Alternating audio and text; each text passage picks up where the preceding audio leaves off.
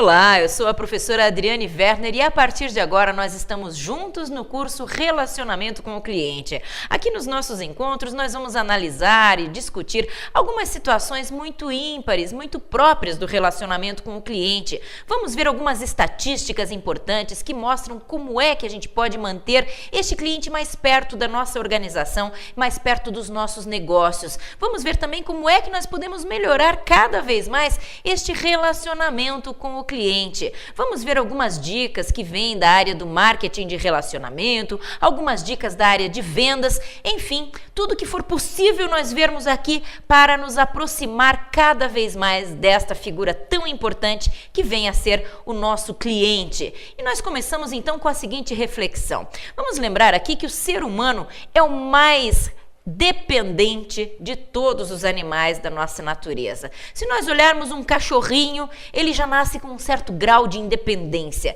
Ele já nasce sabendo andar, ele já nasce procurando sozinho o seu alimento, ele procura por instinto a sua mãe. Se nós analisarmos um leãozinho, uma zebrinha, todos os animais da natureza já nascem com um certo grau de independência. O ser humano não.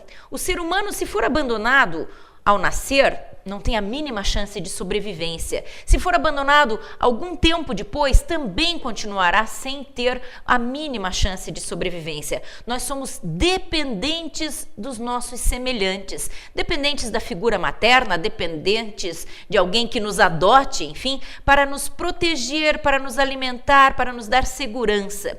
Isso não acontece somente quando nós somos bebês. Isso acontece durante toda a nossa vida. Se nós analisarmos profundamente, nós vamos perceber que nós continuamos sendo dependentes dos nossos semelhantes por toda a vida. Vamos tentar fazer um resgate histórico aqui. Vamos lá para a época das cavernas, na época do homem das cavernas, lá na pré-história. Ali a gente já percebe que o ser humano só se desenvolveu como o ser tido como o mais inteligente da natureza porque ele percebeu que é somente a partir da cooperação com os seus semelhantes que ele poderia se desenvolver. O ser humano era o mais frágil de toda a natureza. O mais frágil não, mas um dos mais frágeis. Ele não era o mais rápido, ele não era o mais forte, ele não era o maior.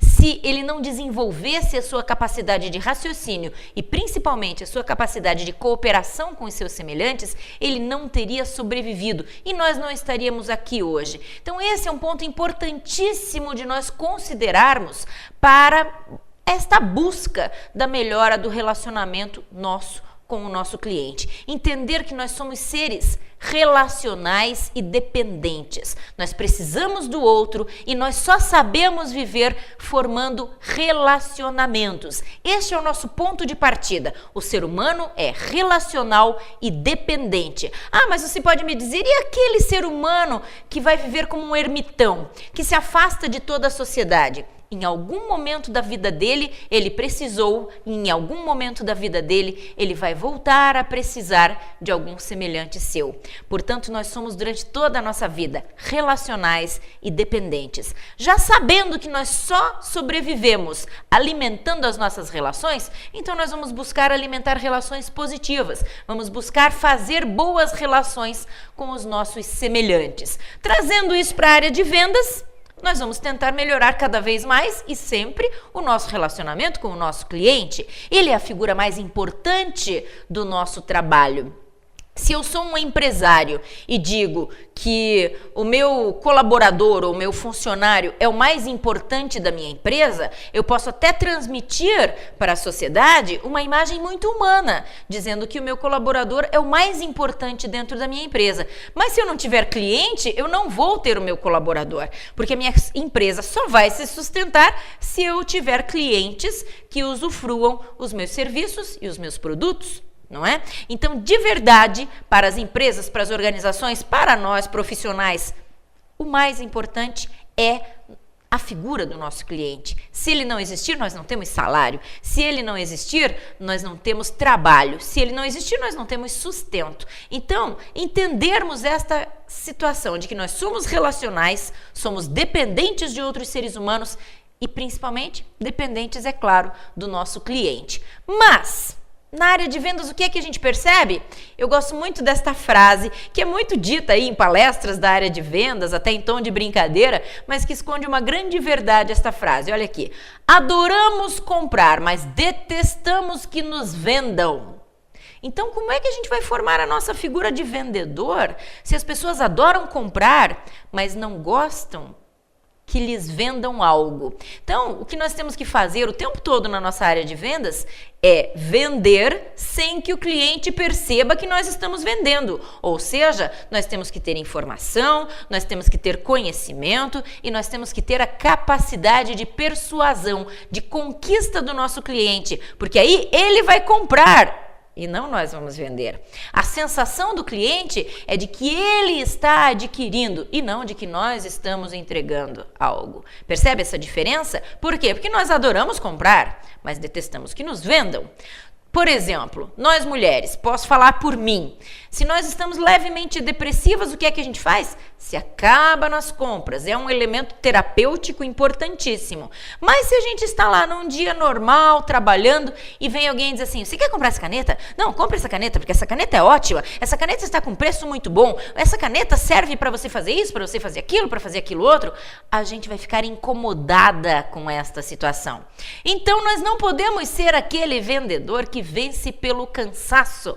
Tenho certeza que todos nós já enfrentamos na nossa vida aquele vendedor que vence pelo cansaço. Aquele que não para de falar, que não nos deixa fazer uma pergunta, que não nos ouve, mas que quer o tempo todo empurrar o seu produto ou o seu serviço para que nós compremos o que ele está ali o tempo todo nos oferecendo de forma cansativa. Podíamos aqui citar N exemplos de empresas que eu acredito que dão um treinamento de chatice para os seus vendedores. Porque são sempre do mesmo tipo de empresa, não é? O mesmo tipo de empresa tem o mesmo perfil de vendedor, aquele vendedor que vence pelo cansaço. Nós não queremos ser esse tipo de vendedor, não é verdade?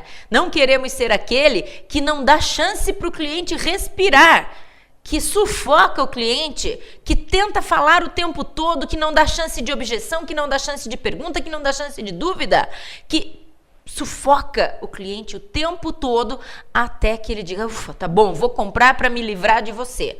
Nós não queremos ser assim. Nós queremos conquistar o cliente. Até porque o tema que nos une aqui nessa disciplina é relacionamento com o cliente. Se nós conseguirmos vender porque vencemos pelo cansaço, não vamos ter qualquer tipo de relacionamento, porque vamos vender uma vez só. Ele vai comprar para se livrar da gente. Então, não. Nós queremos conquistar este cliente para que ele se mantenha em relacionamento com a nossa organização. Aliás, lá na disciplina de marketing de relacionamento, esse é um dos pontos principais. Quando nós pensamos em marketing de relacionamento, o nosso maior objetivo é vender mais por mais tempo para um mesmo grupo de clientes. Então, nós temos que conquistar aquele cliente que já é nosso. Nós temos que conquistar todos os dias, é como num relacionamento amoroso. Nós temos que conquistar o outro todos os dias, não é verdade? Porque senão a relação cai na monotonia, a relação cai no cansaço, a relação perde a graça.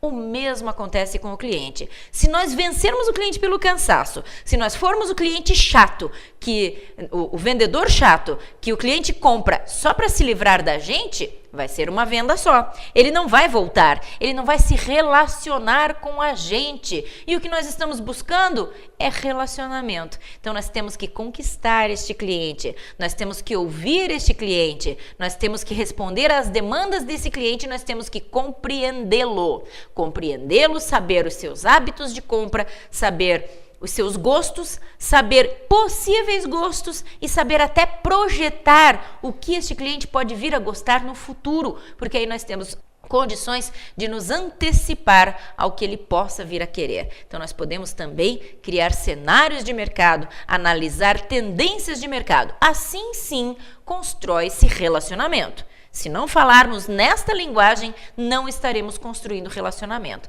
Então, esta frase pode ser um norte para a gente. Adoramos comprar, mas detestamos que nos vendam. Vamos criar no nosso cliente a ideia, a sensação de que ele está comprando e não de que nós estamos vendendo. Então, vamos ver aqui. Relacionar-se com o cliente. O que é que isso implica?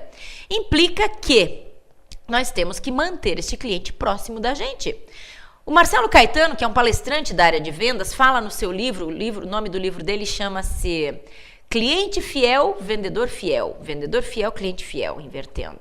E ele fala exatamente isso. Se nós queremos um cliente fiel, nós temos também que ser fiéis a ele. Por isso ele reconhece a importância do relacionamento. E olha só o que ele nos diz. Saber se relacionar é mais importante do que saber vender. Podemos até dizer que este é um raciocínio que vai adiante, vai além daquele raciocínio que nós falávamos agora há pouco. Adoramos comprar, mas detestamos que nos vendam. Então, aqui está a dica para o vendedor. Saber se relacionar é mais importante do que saber vender.